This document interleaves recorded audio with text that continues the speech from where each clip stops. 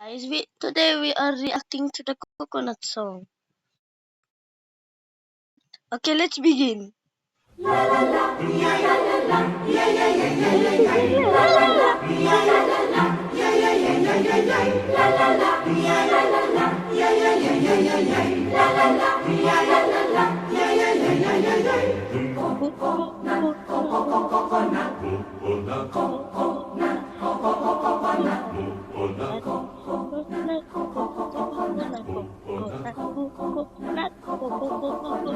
The coconut nut is a giant nut. If you eat too much, you get very fat. Now, the coconut nut is a big, big nut, but this delicious nut is not a nut. It's the cocoa fruit. It's the cocoa fruit of the cocoa tree.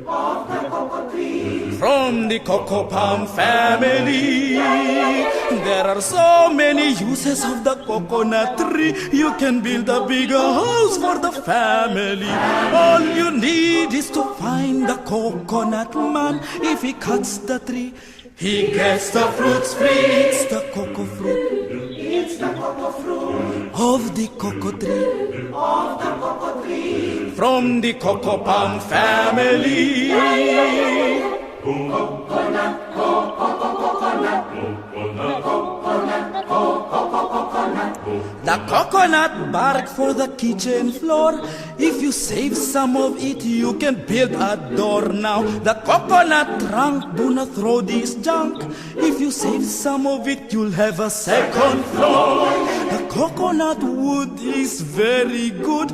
It can stand 20 years if you pray it would. Now, the coconut root, to tell you the truth, you can throw it or use it as firewood. The coconut leaves good shade it gives for the roof, for the walls, up against the eaves. Now the coconut fruit, say my relatives, make good cannonballs up against the thief. It's the cocoa fruit. It's the cocoa fruit of the cocoa tree. Of the cocoa tree. From the cocoa palm family.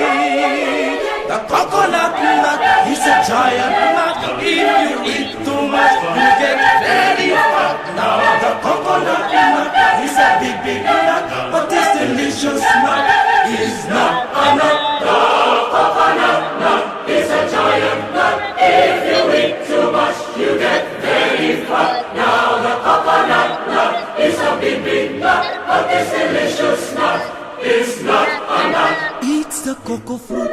It's the cocoa fruit of the cocoa tree. Of the cocoa tree. From the cocoa palm family. It's the cocoa fruit. It's the cocoa fruit of the cocoa tree. Of the cocoa tree. From the cocoa palm family. It's the cocoa fruit. It's the cocoa fruit of the cocoa tree. Of the cocoa tree. From the cocoa palm family.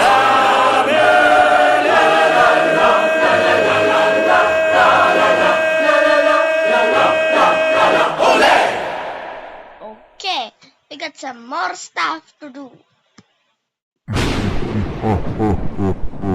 Let's do some more. Remember this?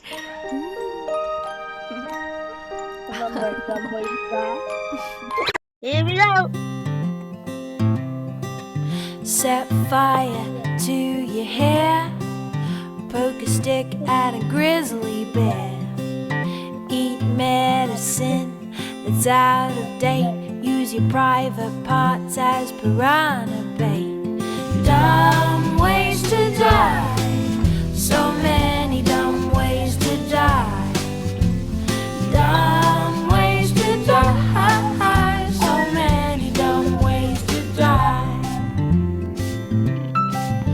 Get your toast out with a fork, do your own electrical work. Teach yourself how to fly, eat a 2-week-old unrefrigerated pie. Dumb ways to die, so many dumb ways to die. Dumb ways to die, so many dumb psycho killer inside. Scratch a drug dealer's brand new ride. Take your helmet off in outer space. Use a clothes dryer as a hiding place. Dumb ways to die. So many dumb ways to die. Dumb ways to die. So many dumb ways to die. Keep a rattlesnake as a pet. Sell both your kidneys on the internet. Eat a tube of super glue. I wonder, what's this red button do? Dumb ways to die. So many dumb ways to die. Dumb ways to die. So many dumb ways to die. Dress up like a moose during hunting season. Disturb a nest of wasps for no good reason. Stand on the edge of a train station platform. Drive around the boom gates at a level crossing. Run across the tracks between the platforms. They may not rhyme, but they're quite possibly dumbest ways to die. The dumbest ways to die. Dumbest ways to die.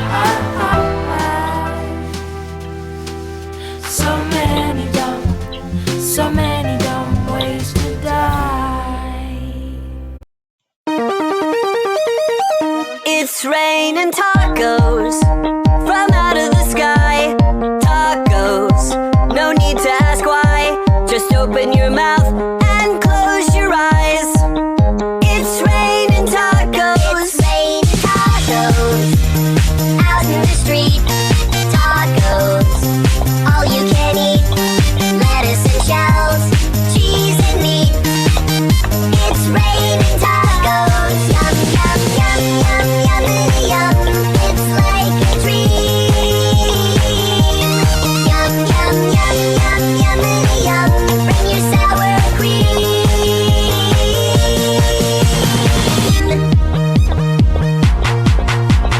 Shell, meat, lettuce, cheese. Shell, meat, lettuce, cheese. Shell, meat, cheese. It's raining tacos. Raining tacos. Raining tacos. It's raining tacos. It's raining tacos. Raining tacos. Raining tacos. Cheese. It's raining tacos.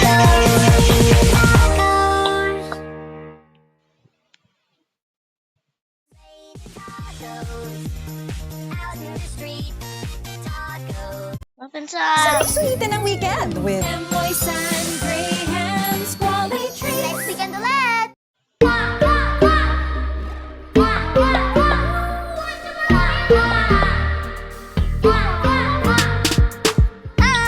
Muffin. Can you get muffin time? Who wants a muffin? Please, I just wanna die. Please, somebody kill me.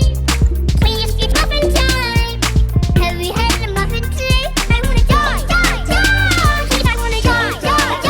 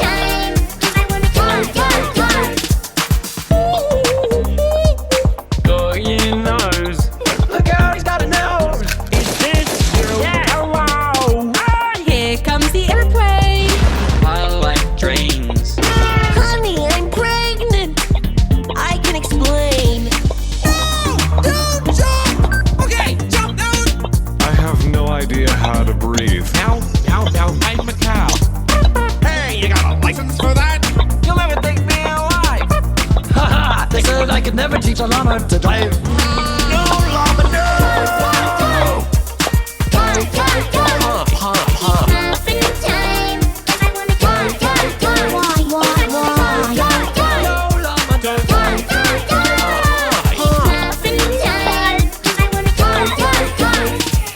Even though letting go feels right, I can't afford to say goodbye. You and I are bound together, especially since cartoons live forever.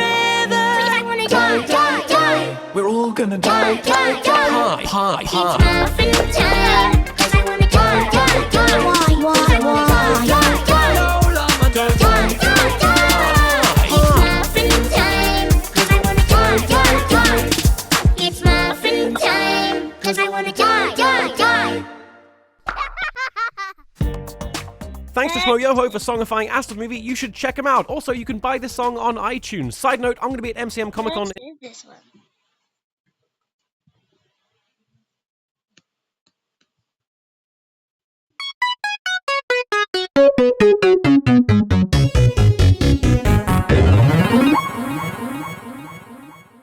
PPAP.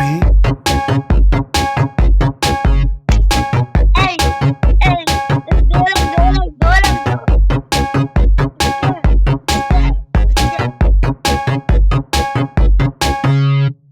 I have a pen. I have an apple. Apple pen. I have a pen. I have pineapple. Pineapple pen. Apple pen. Pineapple pen. Pen pineapple apple pen.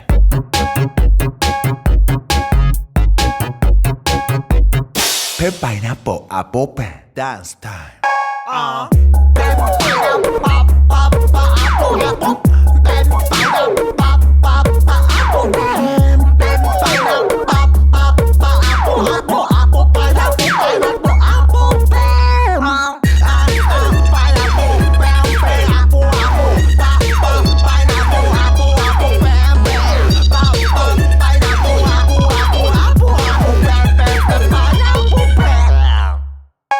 I have a pen. I have a pen. Long pen. I have an apple. I have pineapple. Apple pineapple. Long pen. Apple pineapple. Pen pineapple apple pen.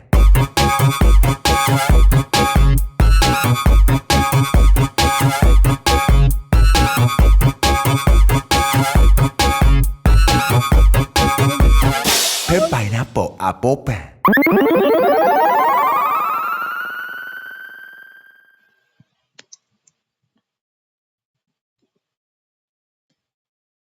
Only double G's now. Oh.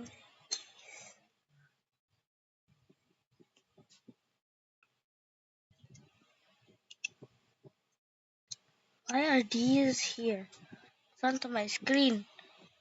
Damdago, let's go. Go,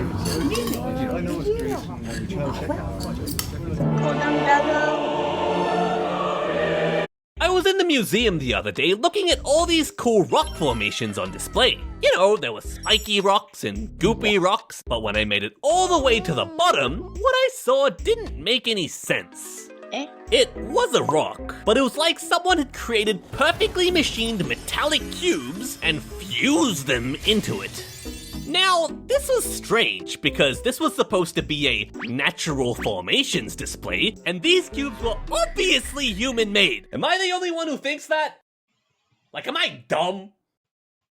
Well, but turns out it wasn't fake. So naturally, my next question was, what sorcery is this? Impossibly perfect shaped rocks. The cubes are called pyrite, and despite looking like a metal, it's actually a crystal. And in a specific mine in Spain, you can literally pull these perfect shiny cubes right out of the cave wall. Okay, but how did these form in the first place? Well, if you zoom in, you'll see that pyrite is made of the elements iron and sulfur. Initially, they float around as ions in hot water underground, and as the fluid cools, opposite charges attract and they begin to crystallize. When forming crystals, atoms like to arrange themselves in a lattice, which is a repeating arrangement that keeps the crystal stable. The simplest repeating pattern in a lattice is called the unit cell, and it just so happens that the unit cell for pyrite is a perfect cube. But it looks really complicated like this, so let's just stuff it all into a box and think of it as a cube-shaped Lego brick. In the right environmental conditions, these Lego bricks build up evenly, layer by layer, resulting in a fake-looking cube. And sometimes you can even get multiple pyrite cubes growing in each other, leading to all sorts of cool designs. But a cubic unit cell doesn't necessarily mean you'll get a cubic crystal, like in the case of garnet, where different environmental conditions make it form perfect dodecahedrons instead. And cubic crystals aren't even rare in nature, like if you look really closely, table salt is cubic. Anyways, I'm convinced that you're real now. Wait a minute. If this crazy looking rock was right under my nose the whole time, what else are you hiding under there? Musical rocks. In some special areas of the world, there are fields of rocks that can sing. They're called ringing rocks, and when you strike them with a hammer, they ring out like a bell. Using these, ancient civilizations would make an instrument called a lithophone, which is basically a rock xylophone. But there's some debate about why these rocks actually ring. One informal study from the 1960s cut up both a ringing rock and a normie rock. And after measuring the initial dimensions, they waited a bit and then measured them again. The normie rock, well, stayed normie. There was no change in size, but the ringing rock actually expanded a little, indicating that there were some internal stresses that were released after the rock was cut. And the theory is that these internal stresses are what causes the rocks to ring. It's also been found that rocks with higher internal stresses ring at higher frequencies. So maybe if you want a higher note, you need to stress out the rock more. But unfortunately, people kinda suck, and most of the smaller ringing rocks from these rare areas have been stolen. And it gets even worse. There's only boulder-sized ringing rocks left. But this hasn't stopped people from taking chunks of them home as souvenirs. The annoying part is, breaking these rocks releases the stresses inside them, meaning they lose their musical ability permanently. You gotta take care of the earth, people. Like, treat it nicely. What? Glowing rocks. Under visible light, some rocks appear normal, but under ultraviolet light, they glow. How cool is that? Glowing rocks have special atoms in them called activators, and when UV light shines on one, the energy excites an electron, causing it to jump to a higher energy level temporarily. But after a fraction of a second, the electron loses its energy and falls back down to its original energy level. As it does, it releases the extra energy as a photon of visible light. And because there's millions and billions of these activator atoms all releasing photons at the exact same time, your eyeball perceives this as a glowing rock. This property is called fluorescence, and I have a really hard time spelling the last half of that word. The color of the glow depends on the chemical element of the activator atom. For example, manganese activators cause red glows like in calcite, uranium activators cause green glows like in autunite, and molybdenum activators cause blue glows like in scheelite. But fluorescent rocks lose their glow when the UV light is turned off. But there are some rocks that keep glowing without it. The property is called phosphorescence, and it works in a similar way to fluorescence, but instead of the excited electron falling back down quickly, it gets stuck at the higher level. This is due to something called a forbidden transition, which sounds quite ominous, but basically due to quantum rules, the electron holds on to that extra energy longer and releases it slowly over time. So you get a sustained, continual glow until the electron eventually drops down to its original energy level. This is what's used in glow-in-the-dark stickers, and it also explains why they eventually died over time. But did you know that you could recharge them if you use a blacklight torch? And it doesn't stop here. Glowing rock speed round. Thermoluminescence causes rocks to glow when you heat them up. Although most objects will eventually glow if you heat them up enough. Triboluminescence causes rocks to produce light when they're scratched or crushed, like sugar cubes, which produce a small flash of blue light when you smash them. Electroluminescence causes rocks to glow when you electrocute them. And radioluminescence causes rocks to glow when they're bombarded by radioactive decay. So rocks can form perfect cool shapes, they can sing, they can glow. What else can they do? Ay, nabuhay ulit para go lang ng go with Lucky Me Go Cup. Kami ni Mama, ganito kong member. Kaso, nagalian siya. Ang buto na kulang sa calcium, marupok, pwedeng mauwi sa They do. Magnetic rocks. I like to put myself in the shoes of early humans coming across crazy phenomena in the world. Like, what would it be like to see lightning for the first time? Or discover fire? Or find out that these mystical rocks want to do this? Witchcraft. There are stories of ancient people thinking that magnetic rocks had some sort of life force or soul, which allowed them to attract other objects. We now know it's a type of iron ore called magnetite. Usually, it's just attracted to other magnets and doesn't do any of the attracting by itself. In very rare cases, though, the ore is permanently magnetized and doing the attracting. Okay, so how did this random rock become a magnet naturally? Well, for a magnet to be magnetized, it needs to be exposed to a strong magnetic field. And the Earth has a magnetic field, but it's way too weak to create a strong magnet. So instead, the theory is when magnetite is just chilling, minding its own business, it gets struck by lightning. The strong magnetic fields of the lightning strike permanently magnetize the iron ore, creating something called a lodestone. This also explains why lodestones are quite rare and only occur near the surface. This lightning theory was also supported by a NASA dude's experiments, where he shocked some magnetite in a lab and artificially created a lodestone. At this point, I'm like, what can't rocks do? Like, next you're gonna tell me that some rocks are alive or something. Why have you gone silent? Living rocks. Maybe.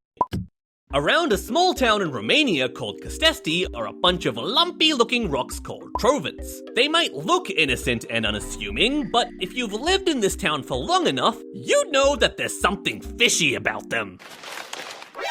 They come in all different shapes and sizes. Some are tiny, some weigh several tons, and some are super duper lumpy.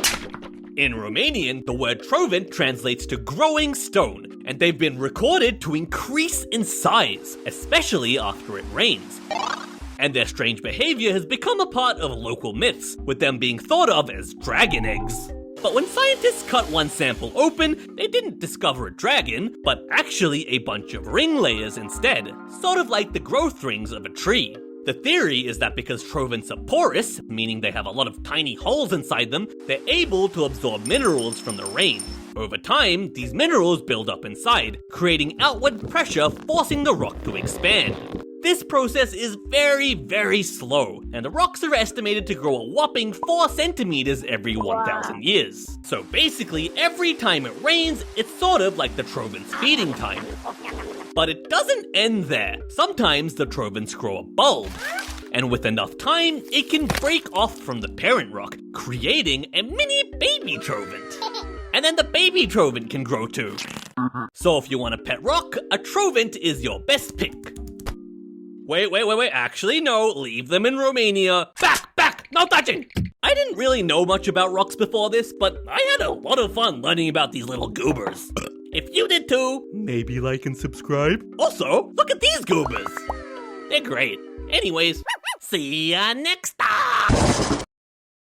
Get ready to feel the instant jolt of freshness with Colgate Fresh Confidence! Mommy, why do humans hate us? I don't know, Matthew. Our species is completely harmless to them, and we keep the mosquito population down, who are responsible for killing more humans every year than other humans do. So humans have no rational reason to fear us, but they still do? I'm afraid humans aren't that smart, Matthew. Sleep tight. Don't let the bed humans bite. Love you, Mommy. I love you too, Matthew. Mom?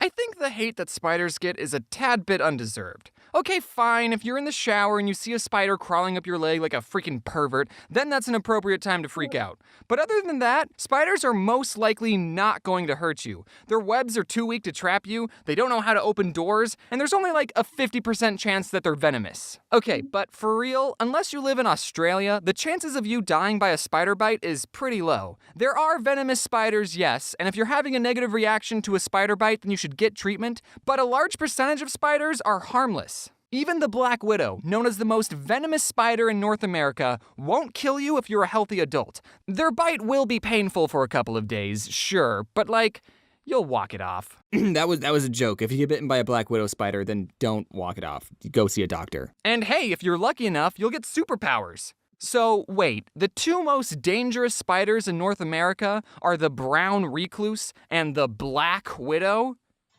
What are you trying to say about dangerous colors, America? Oh wait, the great white shark's even more dangerous. Never mind. Technically, sharks are like the second least dangerous animal out there besides puppies, because like they don't want to eat humans. I mean, like if you had to fight a spider and a shark, this shark would win. Also, spiders kill pests. According to this comic I made in 2014 and this National Geographic article, a single spider can eat about 2,000 insects a year. So if you're not a fan of flies, moths, or mosquitoes, which incidentally kill 600,000 people a year, then you're on Team Spider, because they're also not fans of them. Well, they are fans of them, but they are fans because they eat them. I'm not saying you have to be roommates with arachnids. Okay, I'm just saying that if you see a I will see you probably next year or next month. So yeah, bye.